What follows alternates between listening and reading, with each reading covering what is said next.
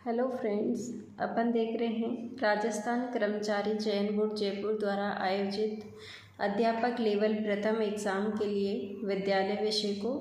और इसी कड़ी में हम इंग्लिश सब्जेक्ट के अंदर आर्टिकल टॉपिक को कंप्लीट कर चुके हैं और अभी हम टेंस वाले टॉपिक में चल रहे हैं। ठीक है, इसमें हमने प्रेजेंट टेंस जो है उसके 3 पार्ट जो है वो पढ़ लिए थे। Present simple tense, present continuous tense और प्रेजेंट परफेक्ट टेंस। आज हम प्रेजेंट परफेक्ट कंटिन्यूस टेंस जो है उसको हम देखेंगे। ठीक है फ्रेंड्स, और अब आप ढिलाई नहीं बरतिए क्योंकि आपकी वैकेंसी निकल चुकी है, तो आपको बहुत ही शिद्दत से और अच्छे से एग्ज़ाम की प्रिपरेशन करनी है। आप अकॉर्डिंग टू सिलेबस पढ़ने लग जाइए, जो आपका पीछे वाला सिलेबस था उसके अकॉर्डिंग। और जब न्यू सिलेबस आएगा तो ज़्यादा उसमें कुछ चेंज नहीं होगा।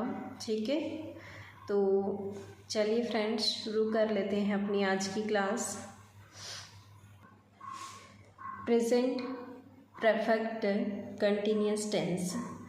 देखिए, प्रेजेंट परफेक्ट कंटिन्यूस टेंस जो होता है इसमें हम ऐसे वाक्य लेते हैं या ऐसे वाक्य जिनमें ये प्रकट होता है कि कार्य कब से चल रहा है या कितने समय में पूरा हुआ है। तो इस प्रकार का जो टेंस होता है वो होता है प्रेजेंट परफेक्ट कंटिन्यूस टेंस। ठीक है, यानी कार्य चल रहा था और अभी अभी पूरा हुआ है। तो इस तरह के जो होते हैं, प्रेजेंट में कोई कार्य हो रहा है और उसके अगर हम समय की बात करते हैं तब वो प्रेजेंट परफेक्ट कंटिन्यूस टेंस में आता है। जब हम इस प्रकार के टेंस का अफर्मेटिव सेंटेंस बनाते हैं तो आपको ये ध्यान में रखना है कि जो प्रेजेंट परफेक्ट कंटिन्यूस टेंस होता है उसका अफर्मेटिव सेंटेंस बनाने के लिए हमको ये फॉर्मूला काम में लेना है। स्ट्रक्चर जो है वो कि सबसे पहले सब्जेक्ट आता है, उसके बाद में हैज़ और हैव आता है, देन उसके बाद में हम बीन शब्द लगाते हैं और फिर जो वर्ब होती है उसमें आईएनजी लगाते हैं और लास्ट में हम जो टाइम होता है उसको शो करने के लिए हम फॉर और सिंस का प्रयोग करते हैं। ये आपको ध्यान में रखना है। ठीक है, यानी सब्जेक्ट प्लस हैज़ या have plus been plus verb की आईएनजी प्लस ऑब्जेक्ट और देन फॉर या सिंस लगाकर हमको टाइम को ऐड कर देना है। ठीक है, जैसे यहाँ पे एग्जांपल्स आपको बताते हैं। He has been playing since 8 o'clock, यानी कि देखो हमको टाइम को शो करना है तो सिंस या फॉर का यूज़ करते हैं। और कहाँ पर आप सिंस लगाएंगे, कहाँ पे फॉर लगाएंगे, ये हम अभी देखेंगे रूल्स में। ठीक है, तब तक आप ये ध्यान में रखिए कि टाइम को शो करने के लिए हमको फॉर और सिंस का प्रयोग करना है। हेल्पिंग वर्ब आप यहाँ पे क्या लगाएंगे, हैज़ और हैव लगाएंगे और उसके साथ में आपको बीन जोड़ना है और मेन वर्ब में आपको आईएनजी लगाना है। ठीक है, सेकेंड एग्जाम्पल इसका है, I have been playing since 8 o'clock। आपको इतना तो पता चल गया होगा कि ही शी इट जो है उसके साथ में हम हैज़ लगाते हैं और आई वी दे के साथ में हम हैव लगाते हैं। ठीक है, तो ये थोड़ा सा ध्यान में रखिए, अभी रूल में आ जाएगा फिर से। ठीक है, अब हम देख लेते हैं नेगेटिव सेंटेंस किस तरह से बनाए जाते हैं। आपको इतना पता है कि नेगेटिव सेंटेंस बनाने के लिए हम नोट शब्द को जोड़ते हैं और आपको ये देखना है कि आपको नोट जोड़ना कहाँ पे है। तो आपको हमेशा ध्यान रखना है कि जो सब्जेक्ट है उसके बाद में तो हेल्पिंग वर्ब आती है और हेल्पिंग वर्ब और मेन वर्ब के बीच में हम नोट जोड़ते हैं। लेकिन यहाँ पर क्योंकि बीन शब्द भी आ गया है तो आपको ये ध्यान में रखना है कि हैज़ और हैव जो है उसके बाद में आपको नोट जोड़ना है और बीन से आपको पहले नोट जोड़ना है। ठीक है, यानी कि हैज़ और हैव और बीन के बीच में आपको नोट को जोड़ना है। फिर वर्ब में आईएनजी लगाना है और टाइम के लिए आपको फॉर और सिंस का यूज़ करना है। For example, he has not been playing since 2 o'clock। ठीक है, देखो यहाँ पे नोट कहाँ जुड़ा हुआ है, जो हमारी हेल्पिंग वर्ब और मेन वर्ब से पहले जो बीन है उसके बीच में जुड़ा हुआ है। I have not been playing since 2 o'clock। Okay, interrogative sentence. देखिए, इंटेरोगेटिव जो सेंटेंस होते हैं यानी प्रश्नवाचक वाक्य, ये हम 2 तरह से बना सकते हैं। एक तो हम हेल्पिंग वर्ब की हेल्प से भी इंटरोगेटिव सेंटेंस बना सकते हैं और दूसरा होता है WH वर्ड। तो दोनों की ही हेल्प से हम क्वेश्चंस जो है वो क्रिएट कर सकते हैं। पहला है हेल्पिंग वर्ब की हेल्प से बनने वाले सेंटेंस। ये हम हेल्पिंग वर्ब लगा करके बनाते हैं। तो यहाँ पर हेल्पिंग वर्ब है हैज़ और have plus subject plus been plus verb की ING, यानी वर्ब में आपको ING लगानी है जो मेन वर्ब है, और फिर टाइम के लिए आपको फॉर और सिंस का यूज़ करना है। Okay, for example has he been playing since 2 days o'clock। ठीक है, इसी तरह से have I been playing since 2 o'clock। तो आपको हेल्पिंग वर्ब से जब बनाना होगा तो आप आगे हेल्पिंग वर्ब लगाएंगे, ठीक है, देन उसके बाद में सब्जेक्ट लगाएंगे, उसके बाद में आपको बीन लगाना है, और बीन के बाद में आपको जो वर्ब होगी आपकी, जैसे प्ले यहाँ पे वर्ब है उसमें आपको ING लगाना है, और फिर आपको टाइम के लिए फॉर और सिंस का यूज़ करते हुए टाइम को लिखना है। ठीक इसी तरह से हम WH वर्ड जो होते हैं उससे सेंटेंस कैसे बनाते हैं। देखो, सबसे पहले WH वर्ड आ जाएगा, फिर उसके बाद में हमारी हेल्पिंग वर्ब हैज़ या हैव, देन उसके बाद में सब्जेक्ट, फिर बीन, उसके बाद में वर्ब में ING प्लस फॉर या सिंस प्लस टाइम इसके अंदर होता है। ओके, अब इसका देखो example, where has he been playing since 2 o'clock। Why have I been playing since 2 o'clock। तो ये WH वर्ड से बनने वाले जो सेंटेंस होते हैं उसका फॉर्मूला है। ओके फ्रेंड्स, आशा करती हूँ कि आपको इंटेरोगेटिव सेंटेंस जो है वो समझ में आ गए होंगे। अब जब आपको इंटेरोगेटिव सेंटेंस जो है उससे इंटेरोगेटिव नेगेटिव सेंटेंस बनाना होगा तो आपको नोट जोड़ना पड़ेगा। और आप नोट कहाँ पर जोड़ेंगे, तो अभी हम पहले भी देखे थे कि जब नेगेटिव सेंटेंस बना रहे थे तो हम बीन से पहले नोट जोड़ रहे थे। तो यहाँ पर भी हमको ये ध्यान में रखना है कि हम बीन से पहले नोट को जोड़ेंगे और सब्जेक्ट के बाद में। ओके, देख लेते हैं interrogative negative sentence. Interrogative negative sentence ये भी हेल्पिंग वर्ब से बनने वाले और WH वर्ड से बनने वाले दो टाइप के होते हैं। अभी हम देख चुके हैं इंटेरोगेटिव सेंटेंस को।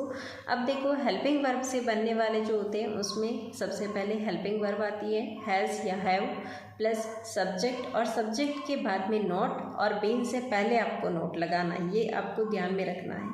फिर वर्ब में आपकी ING आती है प्लस सिंस या फॉर, और उसके बाद में टाइम आता है।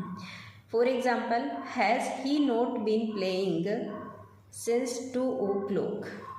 WH वर्ड से बनने वाले जो सेंटेंस होते हैं उसमें आपको सबसे पहले WH वर्ड लगाना है, देन उसके बाद में हैज़ और हैव, फिर सब्जेक्ट, देन उसके बाद में आपको नोट लगाना है, और वर्ब में ING प्लस फॉर और सिंस, उसके बाद में आपको टाइम लगाना है। For example, why has he not been playing since 2 o'clock। Why have I not been playing since 2 o'clock।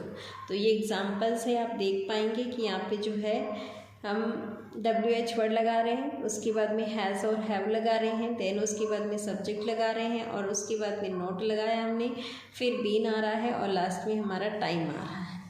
Okay friends, तो आशा करती हूँ कि चारों प्रकार के सेंटेंस आपको अच्छे से समझ में आए होंगे। अब कुछ रूल्स है कि हम हैज़ को कहाँ लगाएं, हैव को कहाँ लगाएं, ठीक है, और उनको हम देख लेते हैं। ठीक है फ्रेंड्स, रूल फर्स्ट, इसका पहला रूल है कि सब्जेक्ट के बाद में हैज़ बीन या हैव बीन का प्रयोग किया जाता है, और आपको ये ध्यान में रखना है कि जो सिंगुलर सब्जेक्ट होते हैं उसके साथ में हैज़ बीन का यूज़ करना है, और जो प्लूरल सब्जेक्ट होते हैं उसके साथ में हैव बीन का प्रयोग करना है, और जो इसकी मेन वर्ब होगी उसमें ING जोड़ना है, और समय से पहले हमको फॉर या सिंस लगाना है। ये मैं आपको पहले भी बता चुकी हूँ, ठीक है। अब इसका पॉजिटिव सेंटेंस कैसे बनेगा तो हम देख चुके हैं कि सब्जेक्ट आता है, फिर उसके बाद में हैज़ या हैव आता है, और देन उसके बाद में बीन, फिर वर्ब में ING और फॉर या सिंस जोड़ते हैं, हम टाइम को लिखते हैं। अब हमको ये देखना है कि फॉर कहाँ लगाएं हम और सिंस का यूज़ कहाँ पर करें। तो फोर का प्रयोग हम ऐसे सब समय की अवधि के लिए करते हैं, यानी कि कोई भी समय की अवधि हमको दे रखी होती है, पीरियड ऑफ टाइम, तो उसके लिए हम फोर का यूज़ करते हैं। और यदि वाक्य में हमें घंटे, महीने, दिन, वर्ष शब्द दिए गए हों तो हम फोर का प्रयोग करते हैं, ये आपको ध्यान में रखना है। फॉर एग्जांपल जैसे 4 7 डेज, 4 2 आवर्स, 4 3 मंथ्स, इस तरह से जब हमको दिया हुआ होता है, पीरियड ऑफ टाइम हमको दिया हुआ रहता है, तब हम फोर का यूज़ करते हैं। इसी तरह से अगर हमको सेंस का प्रयोग करना है तो हम किसी निश्चित टाइम के लिए, कोई फिक्स्ड टाइम जो होता है, पॉइंट ऑफ टाइम होता है, उसके लिए हम सेंस का प्रयोग करते हैं। घड़ी का समय यानी बजे जो होती है, दिन का नाम, दिन व तारीख, महीने का नाम, सन आदि के लिए हम सिंस का प्रयोग करते हैं। For example since 3 o'clock since Monday. तो इस तरह से हम जो है फिक्स टाइम के लिए सिंस का यूज़ करते हैं। नेगेटिव सेंटेंस जो होते हैं, ये इनके एग्जांपल से आपको देख लेने हैं। नेगेटिव सेंटेंस जो होते हैं उसमें नोट हमेशा बीन के पहले लगाते हैं और हैज़ या हैव के बाद में लगाते हैं, या फिर दूसरे शब्दों में ये कहा गया है कि नोट को हम हैज़ या हैव और बीन के बीच में लगाते हैं। इसका फॉर्मूला है ये, जो हम देख चुके हैं। ठीक है, नेगेटिव में क्या होता है, बस नोट जोड़ देना होता है हैज़ या हैव के बाद में और बीन से पहले। ठीक है, I have not been reading this novel since morning. तो इस तरह के इनके एग्जाम्पल्स आपको ध्यान में रखने हैं। फिर उसके बाद में है इंटेरोगेटिव सेंटेंस, जो रूल 3 के अंदर है कि जो प्रश्नवाचक वाक्य हम बनाते हैं उसके अंदर हम हैज़ हैव से शुरू करने वाले जो वाक्य हैं उसको हम हैज़ या हैव से प्रारंभ कर सकते हैं, और हैज़ या हैव के बाद में हमको सब्जेक्ट लगाना है और फिर बीन को वर्ब में आईएनजी के पहले रखते हैं। ठीक है, तो ये ध्यान में रखना है, यानी बीन जो है उसको वर्ब में जो आईएनजी आप लगा रहे हैं उससे पहले रखना है, और उससे पहले नोट आता है, फिर सब्जेक्ट आता है। ठीक है, तो इस तरह का ये फॉर्मूला है और इंटेरोगेटिव सेंटेंस का।